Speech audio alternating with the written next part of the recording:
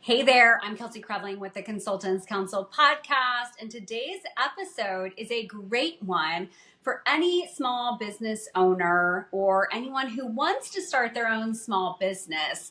I'm meeting and talking today with Nolan Bradbury. He is the founder of Bradfield Accounting and Advisory, a firm that is focused on creating sustainable practices for business owners so that they can create the lifestyle that they want within their business and the growth goals that they're really looking for. So really fun to hear from Nolan today. He has a very unique take for a accountant, for a CPA, and it's a good one. So I hope you enjoy. Hey there, and welcome to the Consultants Counsel podcast, a place for consulting industry guidance and best practice advisory.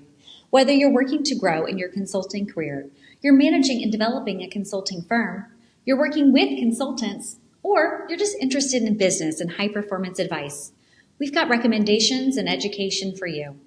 I'm Kelsey Creveling, founder and CEO of Kelsey Consulting, a firm focused on building high-performing organizations, teams, and leaders through a variety of ventures, including the Consultants Counsel.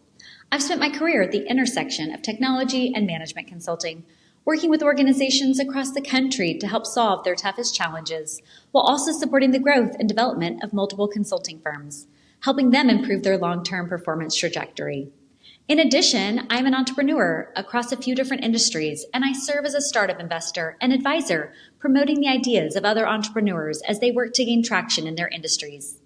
With so many people gearing up to launch their own businesses and establish their own consulting practices, I want to make available the advice and lessons others and I have learned along the way. This podcast is made possible by Kelsey Consulting. For more information, check out our site at theconsultantscounsel.com and KELSC.consulting. That's Kelsey.consulting. Today's episode is sponsored by Tori, a personal physical asset inventory capital manager. Head to inventory.capital to request your invitation because your inventory tells a story and it is safe with Tori. And now, stay tuned for this episode's counseling, because the consulting world is full of nuances, and the answer is always, it depends. What's possible? Do more. Hey there, and welcome. I am excited for today's episode. It is a subject matter that many shy away from in the consulting and in the small business space. But we have Nolan Bradbury here with us, and he's going to take us through his approach and how it is a bit different from how others approach it. And I think you're really going to enjoy what he has to share and say today. Nolan, thanks so much for joining. Pleasure to be here. Thanks for having me. Absolutely. So Nolan, tell us about your skill set and how you make a difference for entrepreneurs and small businesses. Yeah. So CPA by trade, which I suspect when I say that you have an immediate idea of who I am and what I do. How I approach accounting, though, is I would like to think different from most CPAs. I approach it more from a standpoint of trying to break down a lot of the emotion that often gets tied up in finances and money, in particular businesses. And through that, hopefully helping people work through a lot of the challenges they sometimes experience, both personally and professionally when it comes to generating wealth. Awesome. How did that come to be? How did you decide that you wanted to pursue that? Yeah. So to be truthful, when I went to college, I actually was planning on going into psychology. I've always been fascinated by the reason people make the decisions they make or don't make in some cases. But for one reason or other, got lured in by the siren call of accounting and went down that path. Worked in public accounting for a while, but it kind of always felt like a necessary evil. I was just kind of doing things, but people didn't really want me to do it. They just needed me to do it. So left, went and worked in private for a while, took a company public. That was fun, but ultimately kind of I fell into the same spot where, again, just kind of doing a necessary evil. And so for the last decade or so, a little bit more, I've been working exclusively with small business owners to kind of help them work through how do they make the business this asset for themselves that actually provides the lifestyle they want. And so my approach has kind of come through the last, like I said, decade or so of getting to better understand the motivations behind most business owners, what leads them to do what they do, make the decisions they make, and then use that to sort of help inform them to make better decisions that not necessarily right versus wrong, but more in alignment with what they're looking to accomplish. Neat. How do you facilitate for that for them? Yeah, so it's a bit more of an art than a science, to be completely Yeah. honest. As I said, we really try to start with understanding why accounting or finance is oftentimes not the huge focal point that you may expect it to be within a business. As a CPA, I do actually understand that for most people, accounting and finance is like the least enjoyable part of running a business. I do. And so we start with from a place of understanding, like, why is that for you? What is it that about the numbers that are not enjoyable for you? And I sort of equate it to if you're going to go on a diet, it doesn't work if we make a diet for you and all it does is remove all the things you love. You're not going to naturally lean into it. You're going to resist it. And the same thing is true from an accounting finance perspective. We can design everything for you, but if it isn't in alignment with who you are and what you want your business to be, you're never going to buy into it. And it's always going to be a resistance point for you. And so we really try to work around that to sort of change that component of the way the business is working for you so that when you're sitting down to talk about accounting and finance, you opt to lean into it as opposed to sort of disengage from it. I love that because I think for so many people, I mean, I grew up with a CPA for a dad. So from early on, it was, Sorry save about that. 10% of all you earn. And I mean, there was a Yeah. lot of good there, but then there also was a lot of fear too from kind of a scarcity mindset and holding on to everything and not necessarily being open to investing it in more entrepreneurial ways. It was very much have a very safe kind of measurable path. So I love that you take that approach of helping people break down maybe kind of the psychology behind what's keeping them in one place and keeping them a bit more limited. Any advice you can share for people who are looking to start their own business and looking to kind of break down some of those initial fears? What would you have them do? Yeah. I mean, there's there's a lot there, right? I think if you pull 40,000 feet out, if you're thinking about starting your own business, what I would really challenge you to think about is what do you want that business to be for you? So one of the things that oftentimes happens is when as entrepreneurs, when we set out to start a business, we aren't always setting out to start a business for the sake of running a business. Like that's not actually how most people get into it. Some do, again, but for a lot of people, they end up running a business because they're really great at something and they feel that doing that on their own as opposed to working for the man will give them more of what they want. And for most people, that's some element of freedom, financial freedom, time freedom, whatever the case may be. So the thing that's really important is before you start getting into the nitty gritty of this, like it is key to have an idea of what do you want this business to be for yourself? What are you willing to do in exchange for that freedom that you might have? And sometimes it's a short-term trade-off. Sometimes it's a longer-term trade-off, because what I never want to see someone do, at least if this is not in alignment with what they want, is to create just another job for themselves. Like you've built this business, but really it's just you've constricted yourself to doing a job only you're the boss of you, and it doesn't actually afford you the things that you set out to achieve, freedom in this particular case that we're talking about. So I think starting off, like, be honest with yourself about what you want, what you're willing to do it, and then stepping back and seeing, like, does that make sense? It's okay if at the end of the day you're like, yeah, but I'm not willing to do this, or that's not what I want to do at this point in my life. Maybe maybe you have kids and they're young, and so doing that isn't the right time to do it. None of that is wrong, like a bad thing. It's not like you need to feel as though you're not capable of doing it. It's just sometimes it's not the right thing right now. And I think being honest about that up front will allow you to be better at making the decisions as you navigate it, because you will have this sort of North Star that you'll always kind of be able to equate back to, right? Oftentimes business owners, we get ourselves in trouble because we make a decision without correlating it back to why we're trying to make the decision. So we'll go invest in something, we'll hire someone, but we don't actually do the due diligence of going, well, if I do this, what is the outcome I'm going to get? And so I think starting from that place of really having clarity around what it is you're trying to accomplish and what you're seeking will help you have better decisions down the road. Most certainly. I think it's interesting that you point out the need to have your North Star, because starting a business is really difficult. Actually, I mean, aside from the most difficult thing they say, which is just to decide to start, the second is just staying in it and continuing to keep it going when things are not all rosy and fun. Early on, there's so much excitement and you've invested in yourself and you're ready to go, but it can become a slog, especially as things get hard, things don't work out the way you're anticipating. I'm curious, how do you coach and support your clients when things maybe aren't going to plan and they are maybe in some of the throes of those challenges? Yeah, I mean, I think first off, it's important to understand that nothing is ever going to go the exact way you think it's going to go. And to be honest with you, that's a good thing, quite honestly. I think sometimes we get ourselves in this mindset of when we make decisions that it's a binary choice that we have, meaning like I either do this or I don't do this.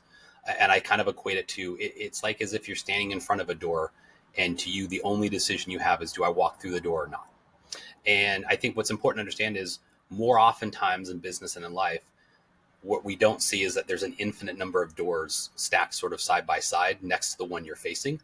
And so it's important to sort of like step back and go like, well, this isn't the only option you have going forward. What else is available to you? And so when we're working through a place where someone maybe feels stuck or they don't see the path forward, it's oftentimes the best route to sort of pull yourself out of where you're at and kind of reassess at a higher level again. Like, are the decisions you're making in alignment with that thing that we talked about up front, which is like, where are you trying to get to? Because oftentimes the reason people feel stuck is they've gone down this path, but that path never guaranteed them the outcome they were looking for. And now they're at this place where they don't really know what to do. And there's this fear of, well, if I give up on this thing I've just spent time on getting to this point, like, is that a failure? All of that stuff is just mindset that is preventing you from being successful, quite honestly. It's not that it's invalid, it's just that it doesn't need to be there. And so I think a lot of times it's like we work through with them, why you feel like where you're at is stuck? Like, what is it? What does stuck mean to you to some extent, right? Like, it's really kind of breaking this stuff down. As silly as it sounds, like it is finance based, but it is also very emotional and mentally driven. And Right. you can't ignore one and expect to sort of solve the problem, in my opinion. Well, completely, because our finances are so integral to how we live and operate in this reality. And so helping people uncover those barriers and the oftentimes the limiting thoughts and beliefs that are keeping us in one place. And it's one of those things that we all have different gifts and skills, and we're good at deploying them to others, but we're not always good at looking internally and being able to see clearly what it is that we need to do to move forward, right? Like that's, I don't know if you've seen that, but it's certainly very self-evident of, okay, ability to help others, but then you go and look and examine your own situation or circumstances and you think, oh my goodness, okay, I really do have to zoom out. What advice would I give myself if I were a client, right? And I think 100%. when everyone starts to put on that mindset, that kind of hat, that framework, it does make a big difference. But it's tough to remove yourself from the immediacy of the challenge that you're going through and to be able to see it with clarity because you're so mired in the day-to-day and the emotions of that day-to-day. So I love that you bring that perspective to a typically quantitative analytical field that is often typically presented in a black and white framework. So that's really neat, Nolan, that you're able to do that with your clients. Any fun outcomes or results from people you've worked with that you can share? Yeah, just was working with a client this last month. She's expecting the first child. And so kind of at this point where she's trying to figure out like, well, what does the business look like post child? Is it the same? Do I want it to be the same? And frankly, was kind of really struggling with tearing it down versus like blowing it up, growing it, not blowing it up really. We were talking, I was like, first off, every business owner faces this at some point in their life, if not multiple times, where you're like, do I just tear this down and like start over, or do I push through and do this?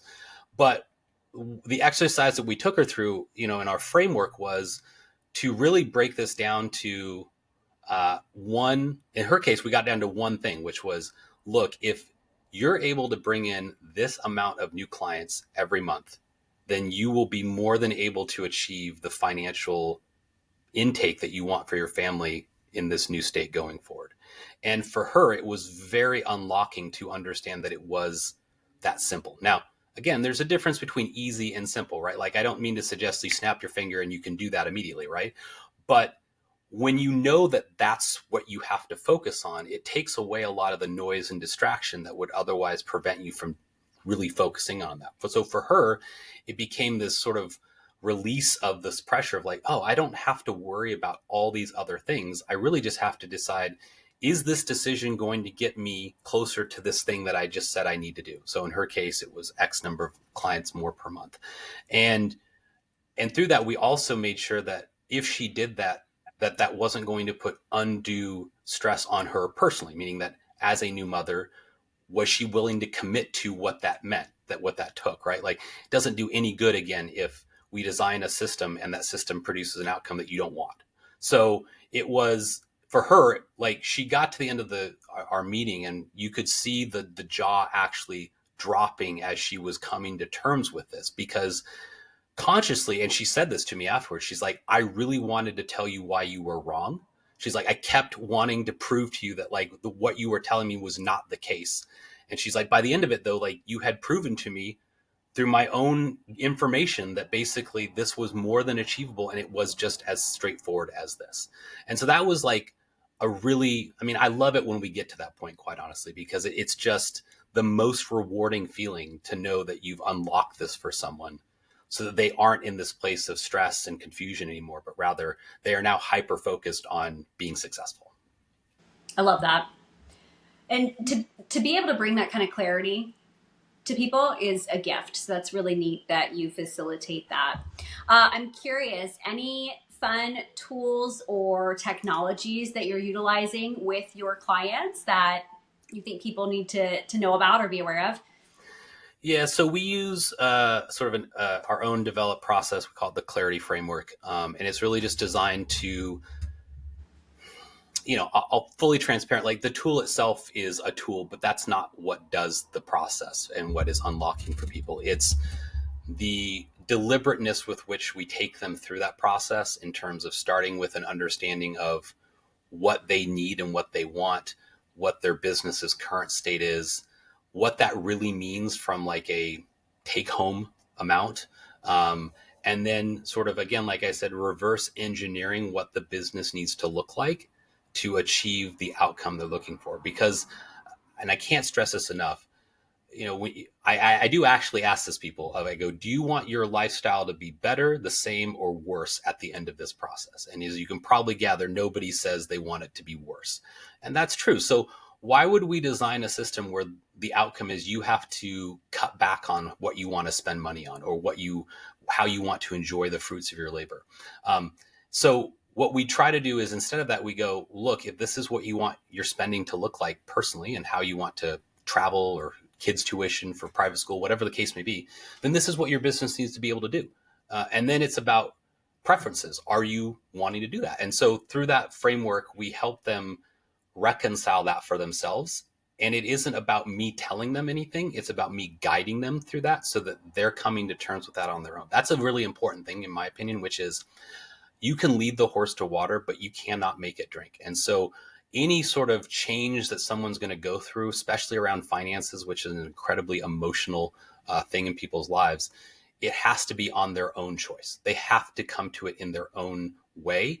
I'm just there to kind of be the guide for them, so that like they can work through that. Because as you said earlier, it's very hard to self-actualize that on your own. Like, as good as I am with this with other people, I have my own coaches that I go to help me with these things on my own, right? And I'm sure you do, and everyone else who has success, they utilize other people to help them work through the things they can't see for themselves. Right. We all have blind spots. We do. Yeah.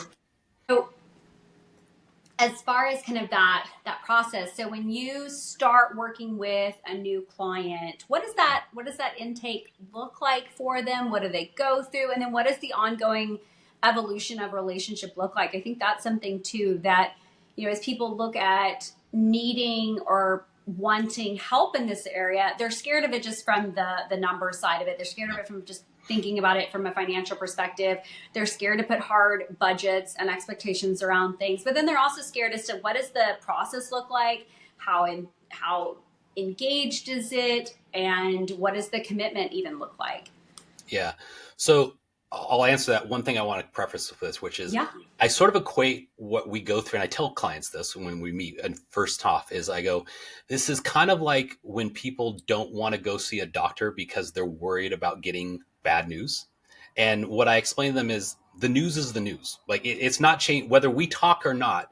Your current state is your current state. And I may tell you something you aren't thrilled to hear, but that was going to be the case regardless.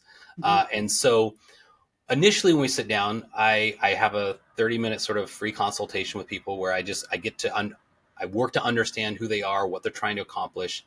And then frankly, try to be as honest with them as I can as whether or not I think I can help them. The last thing I want to do is bring on someone who I can't actually help. And I try to be as forthcoming about that as I possibly can. If it makes sense for us to move forward, where we really start from then is there's a little bit of information I need them to give to me. And being fully transparent, a little bit of it is a test, which is you've got to give me some information that is probably going to make you uncomfortable. And I've got to make sure that you're willing to use a bit of a bad phrase, be willing to get naked in front of me to tell me that this is what the current state of things are. And so that starts with, how are you spending your money personally? And what I explain to people is, I don't care. I'm not using this information for anything. I don't put it in a database. It is really just a matter of you being honest with yourself about how much you're spending each month in your personal life. The reason for that is because I need them to come to that number on their own so that when we come back to that later, they're not arguing with me, to use a lack of a better phrase, about what they're actually spending or not, right? It's hard to say like, oh, I spend $10,000 a month and then come back later and go, no, I only spend $8,000. It's like, well, we just went through this exercise where you said I spend 10 and you agreed with it. So we begin with that. And then we do a similar exercise where we break down what their business looks like on a sort of average actual basis each month.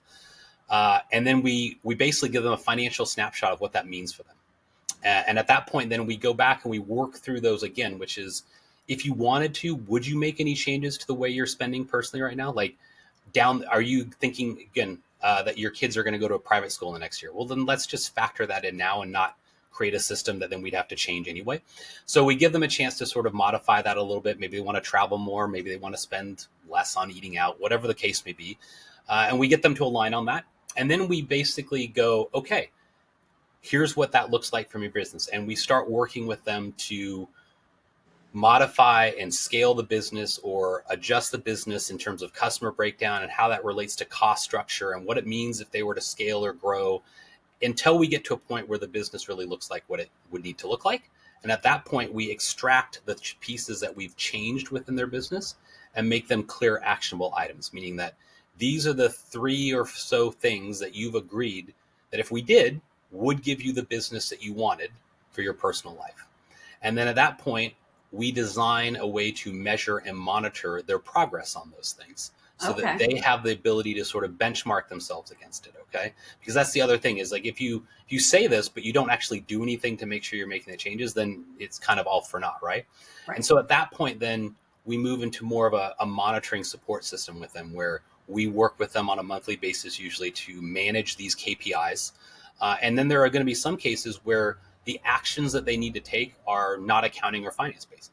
Going back to the example I gave earlier, they need to bring in a certain number of clients. Okay, well, let's work with the person you're going to be working with in the marketing aspect to do that. And then we work with that person to make sure the measures are coming in so they can manage that and monitor it going forward. Because again, we want them to have clear sightline into the progress they're making and what that's resulting in for them. It's sort of this immediate instant gratification of like, I'm doing this, like stepping on the scale. I'm losing weight. I can see the number going down. That's rewarding. It facilitates me doing it more and more. So that's a very high level, sort of the process we take them through. And then at that point, like I said, on the ongoing state, we will work with them as long as they want us to. For most people, they want us to just kind of work with them because they get to this place where what they understand is like, you're helping me do this thing I'm not an expert at, and it's really valuable to me. And so I just want you to keep doing that for me. Yep. Well, and it's interesting because, I mean, you're doing so much more than traditional accounting and balancing an organization's books. I mean, you're offering a comprehensive, transformative approach, it seems, to their business and personal success, which is really neat. And I don't think that that's something that enough practitioners are able to render support around. So it's neat that you've put together an approach that allows you to offer that type of a holistic. And we do bookkeeping, like, but what's interesting is that kind of came out of a function of when we started looking at the business and we were getting the data to do that. We had this issue sometimes where the data wasn't sufficient for us to do the lifting that the company needed for us, right? And so we kind of had to backfill this need to put that into place. But to your point, like, people still come and go, I need bookkeeping. And what I often tell them is, why do you think that? Like, what is it that is actually, like, maybe, frankly, I don't know. You haven't told me enough to say one way or the other, but what is it that makes you think that? And I would say, like, half the time they don't, and half the time, yeah, they probably do. But I don't like to just completely tear down what someone has unless that's actually what is necessary. And I think that's really wise because, I mean, in reality, the bookkeeping side of it, once somebody learns QuickBooks or whatever, I mean, that isn't the hard part. It's what you're doing, which is the strategy side of it, the planning side of it, okay, what are we going to do to handle growth and structure and personal accountability so that we're getting to where we want to be. So that's really awesome. Nolan, so you started your firm over a year ago now. What was the deciding factor for you to say, okay, it's time, I'm going to go jump off the deep end and take on entrepreneurship for myself? I think it was a multitude of things, quite honestly. I think looking back on it, the thing that probably was the biggest driver was this underlying need to be able to help people in a way that was very true to me and who I was. So as you probably gathered from listening to me, like, the way I look at things is unconventional to a lot of accountants and CPAs. And it wasn't that what I was doing I didn't enjoy. It was just, it wasn't fully there to where I wanted to be. Like, it was, yes, I can give you this information, but it was kind of unsatisfying in terms of like the outcome that people were getting from it. So a lot of it for me was like, how do I lean more into who I am and what I'm good at so that I can do the most for as many people as possible? And so for me, it was just that sort of decision of, okay, I need to be able to do this and try it. And if it works, it works. And if it doesn't, then I got to go find something else to do. But like I said, it's been a really great process, and I've thoroughly enjoyed being able to connect with people in the way that I have been over the last year and a half. Awesome. Congratulations. It's a big step to launch your own firm, and it's really neat that you've made that a priority. All right. So you started your career at Deloitte working as a consultant. Yep. Any thoughts or advice for others who are following in those footsteps, who are CPAs and are going that route? Anything that you would tell your younger self? Yeah, I think consulting it's one of those things that I think a lot of professionals aspire to do because it sort of gives you the biggest breadth of being able to kind of do a bunch of different things, right, at a very sort of high level. I think if I was talking to 25-year-old me now, 20 some years ago, whatever it is, I think the thing I would really emphasize to myself is, you think you know a lot right now, you don't know a lot right now. And it's important to be okay with that. And that part of consulting is always learning. There is never going to be a point where you have learned everything. You have to accept that. Like, as great as you might be at something, you can always be greater, and there's always something more to learn. And I think more than anything, what I've learned is that where there's the most potential for growth in terms of providing value to your customers or clients is being able to connect things that are on the surface not connected at all. So how do you take something you learn about outer space and connect it with this client, which has nothing to do with outer space? Or how do you take something you learn about nutrition and apply it against someone's balance sheet? Like, there are ways to connect this. And when you're able to do that, you're able to communicate with people in a very broader way. And I mean that in a good thing, meaning that the people we talk to, we're all different. We all take in data differently. And so if you're able to connect with people on many different levels, then you're going to have greater success in getting through to them and working with them and having them learn what you're ultimately trying to consult on. That is a wonderful set of advice. I love that. I certainly resonate with the idea of drawing from lots of different places. There is so much we can learn from so many different industries and practices and approaches. And from what I've seen in consulting, there's a lot of people that get very narrow-minded with it. They develop very deep areas of expertise, and that's great. And we need people that are really, really good in very specific areas. But then we also need generalists. We need people who can pull out to that very high level viewpoint and see all the different data points and see how to connect them, even when they're disparate and even when they don't seem at first glance like they might relate. There's something that we can pull from and utilize, and that can make all the difference oftentimes. And it also, as you're saying, it really does allow us to relate better to our peers and our colleagues and our clients. So I think that's really awesome advice, and I love the way you phrased it. Thanks. Yeah, I think, sometimes what gets lost is that when we're a consultant, like, people are hiring us for our expertise, but they also are hiring us for the trust that we're going to give them in what we're telling them. And you can't overlook that enough, which is the only way for you to get buy-in from your clients as to what you're advising them on is that they can relate to you and believe that you understand and hear them. So oftentimes what I've seen is consultants come in and they feel as though the way they can provide value is almost being as disruptive as possible, meaning like showing all these other things that they know that you don't know.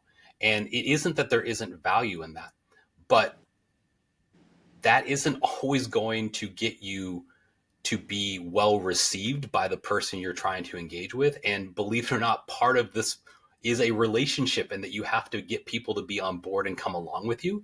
And so I think it's as important, quite honestly, not just to your technical expertise, but what is your connecting technique? How do you engage with the person such that they want to go along with you, that they don't view you as an enemy in this, but rather that you're a team member in this, because that is the essence of what consulting is. It's that you're brought in to assist and be a part of a team, not be this sort of like antagonist in an environment. So, yep. Well, I think modern TV shows have maybe given us a somewhat of a bad reputation, but it's interesting because I'll have people I'm talking with, and they'll hear that, oh, you're in consulting, and they'll have such a negative connotation of that, thinking that the job is just to go in and do riffs and completely change and disrupt teams. And that may be the approach of some consultants, but that certainly has never been mine. It's right. How can we work together cohesively? How can we understand what your future state goals are, and how can we get you there? And sometimes in a fast route, and sometimes in a much more subtle way. We might make just tweaks here and there that will over time have a profound change. I'm a big believer in taking a mindful approach to modifications versus having really disruptive. Yeah, I mean, I think that's an excellent point, because to me, I view it as, whether we realize it or not, every time we come into a situation like this, we come in with a bias to some extent, that we have this idea of like what the answer is. Otherwise, we wouldn't have taken the engagement, most likely, right? You don't often walk into an engagement going like, I have no idea what we're going to do here, but I'll figure it out. And the challenge with that, right, is that you run the risk of not actually hearing what the problem is in the terms of the client, right? And so we end up solving a problem that wasn't the actual problem that they hired you to solve. And that's never where you want to find yourself. Definitely. Well, I think that's awesome and excellent advice for anyone in consulting or considering entering consulting. Nolan, any further advice you have for anyone who does want to create their own firm, and what are the steps that they should take right away to set themselves up for success from an accounting and finance perspective? Yeah, I think, if you're thinking about going out on your own, I think that's a wonderful thing. I would highly encourage you to spend some time in more of the details in terms of not just like, what are you going to name it? And, what's the website going to look like, but rather what is the real offer you're going to make? Who is your target audience? Where do they hang out? What is their needs? Are you able to fulfill that? Really kind of understanding the nuts and bolts of where you're going to be in this marketplace and what that looks like. Doesn't mean that you can't fulfill that, but more of just like having some thoughts around really what your offer is going to look like, because then fundamentally that's going to shape sort of the cost structure of your business and where you're going to invest your money. You don't have an infinite amount of money and time. And so your biggest constraint are those two things. People think, right? Yeah. But if you're honest about it, right? Like you have a finite amount of it. And so how are you going to use that in the most effective way possible?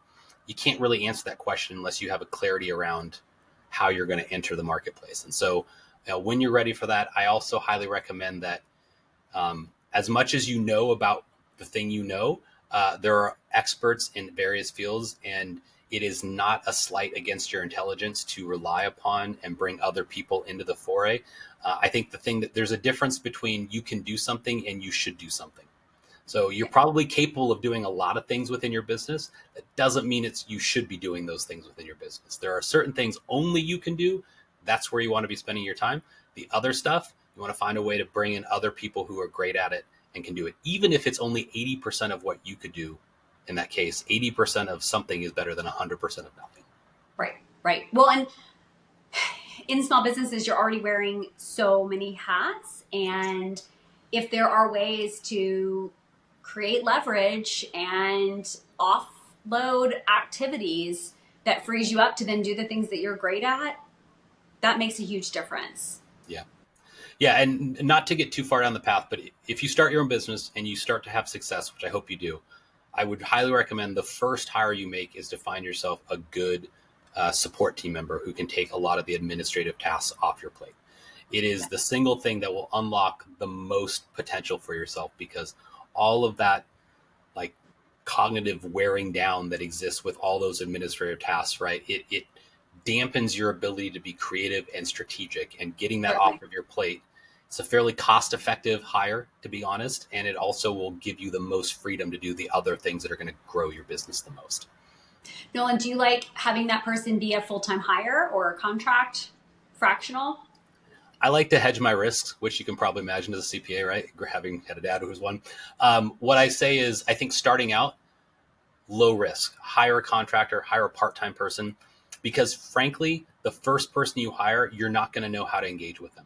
And you're probably kind of muck up the relationship to some extent. Maybe you work through it, maybe you can figure it out.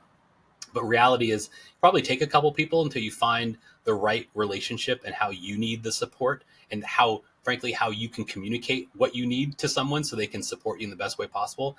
At that point, when you find the person, then you can go all in, make them a hire, make them a full-time person. But I wouldn't do that until you really have a better sense of that, and until you absolutely have to.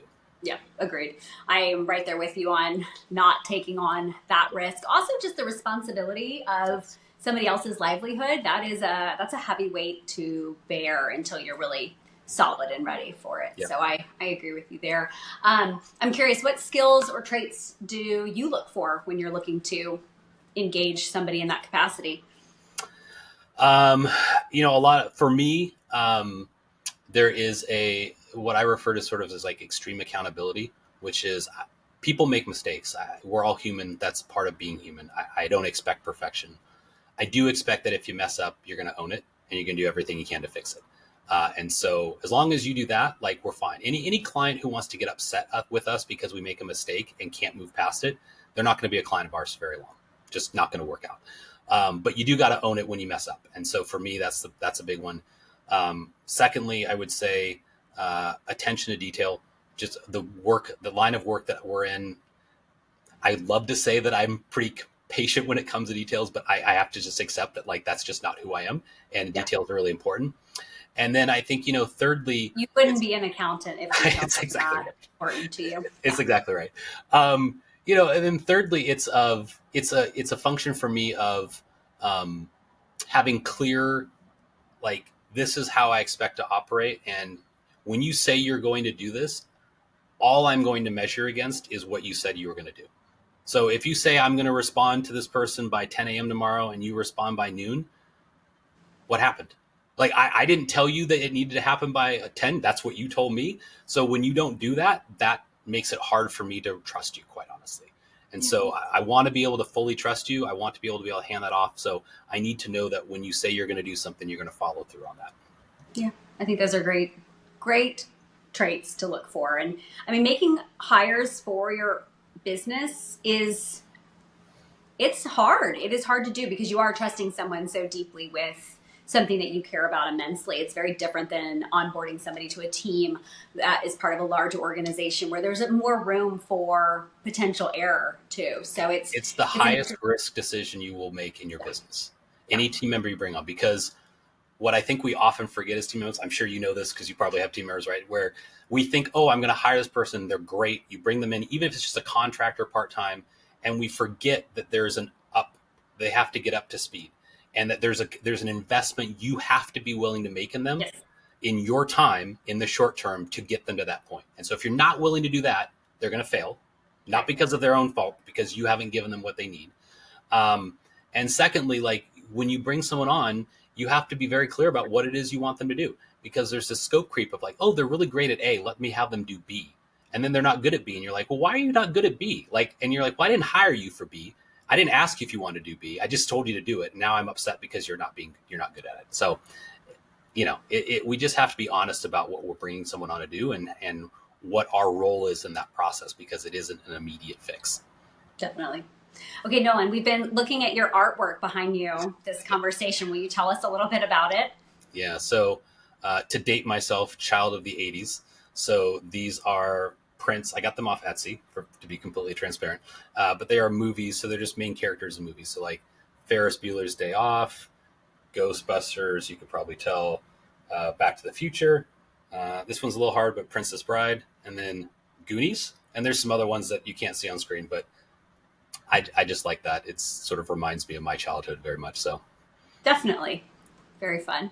Okay, so Nolan, you work a lot, I'm sure. What do you do from a balance perspective to keep things in perspective and to keep yourself feeling healthy, well, grounded, and able to support your clients? Yeah. So to be honest, the most important lesson I've ever had to learn, and I am still learning it to be fully transparent, is that it is okay to be selfish. I think selfishness has gotten a really bad rap, quite honestly. And what I mean by that is I have to take care of myself to be able to take care of my clients and my family. So what that means is, like, sometimes when I know I have a lot of work, I still need to just lay down for an hour and close my eyes and recover it, because I'm not going to be a good version of me unless I do. So as silly as that may sound, like, that's a really important aspect of it. Beyond that, though, I'm a father of two, and those two are involved in a lot of stuff, like a lot of kids are. And so, it isn't necessarily downtime, but the place where I recuperate really is being with them at what they're doing and being a part of that. And the promise I made to myself and to my family when I started this practice was I would never go back to a place where I didn't have the freedom to be there for them when they needed me. That's like the thing that is most important to me. So I love my clients. I would do just about anything for them, but they're not my family. And I hope they don't ever take that personally. My family is my family, and my family is always going to come first. And so for me, it's just a prioritization of them. And I'm okay with whatever those trade-offs and consequences are going to be for me. But for me, that's the thing that, like, I center myself around and where I recharge and all that good stuff. So it's just a function of being there and being the best dad and husband I can. Yeah, that's awesome.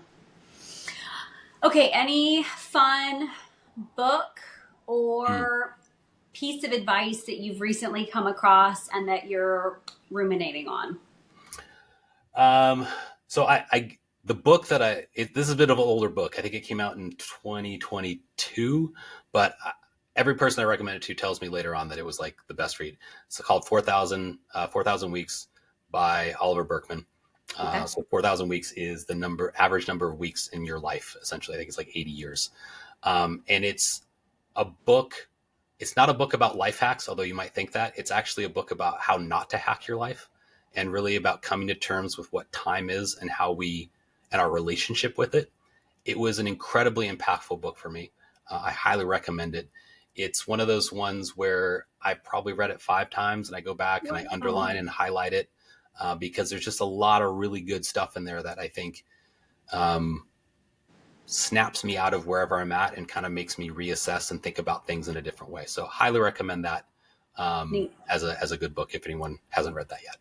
Yeah. And also, 2022 doesn't feel like it was a long time ago, right? Like that feels like and yet it does, right? I mean, it's like, that was like 3 years ago, which kind of blows my mind at this point. I know. Yeah. I'll be honest with you. I can't believe we're past January in 2025. I literally feel like I just was at like a New Year's Eve gathering and now it's the beginning of February. I have no clue what happened to the last month. Yeah, time is evaporating right now. It feels exceptionally long in the present, but it also feels very, very, very rapid. So that's a great way of describing it. Yes, it is both of those things at once. Yeah, it is. So it's been interesting. Nolan, if anyone is interested in learning more about the work that you do and wants to work with you, how can they find you and engage with you? Yeah, so I'm not on social media. I'm on LinkedIn, but I'm not a big social media person. So if you see me on Facebook or Instagram, it's not me. Spoiler alert. But you can find us on our website, bradfieldco.com. My name is Bradbury, but it's called Bradfield. That is in honor of my wife. It's a combination of our last names before we got married. And so I wouldn't be here without her. So that's my homage to her. So bradfieldco.com, you can go out there. We have a contact form you can submit if you're interested in sort of finding more about what we do and see if we can help you. Please don't spam us because a real human responds to those. We're not an AI setup. So, that is actually us on the other end when you send that in. But like I said, if we think we can help you, we'll set up a free call to talk through that with you, go over things and, be honest with you about if we think there's something that we can do to help you. You can also find us on LinkedIn very creatively at Nolan Bradbury. And you can find us out there. But yeah, otherwise, reach out to us. Like I said, we're here to help, as silly as that may sound. That's what we started as. That's our ethos. So if we can help you, we'd love to. Wonderful. Thank you. Well, Nolan, any other further thoughts or insights you want to share with anyone listening today? The last thing this has really nothing to do with what we talked about, but just it's on top of mind, which is you're going to make mistakes and that's okay. They're not the end of the world. And quite honestly, oftentimes the best growth comes from mistakes or what we think of as mistakes. So if you're starting a business and you feel like you're failing, you're not failing. You're not. Don't stress about it. There are ways out. There are ways forward. You just got to find the right people to help you do that, and it will happen for you. Love that. That's awesome. Yeah, it's something we all, I think, can benefit from hearing. It is being an entrepreneur can be a really lonely road. So very lonely. Yep. Finding colleagues that are even in different industries, different businesses, but who can be a listening ear and be supportive is definitely really helpful. But yep. I love the idea that it's not failing. You're learning all the way around. So yep. Awesome. Well, Nolan, thank you so much for joining today. It's been a lot of fun talking with you and learning a very different perspective and mindset to the hard aspects of running a business and making sure our accounting and finances are in order. So thanks for joining. Take care. Thanks. And that's a wrap on this episode of the Consultants Counsel. Thank you so much for your interest and engagement. Let us know what you'd like to learn more about by writing in to info@theconsultantscouncil.com. Thanks to Kelsey Consulting for facilitating this podcast, and thanks to Tori for sponsoring this episode. To learn more about how Tori can manage your personal physical assets, head to inventory.capital. And with that, cheers and all my best. Have a great week. And remember, what's possible? Do more.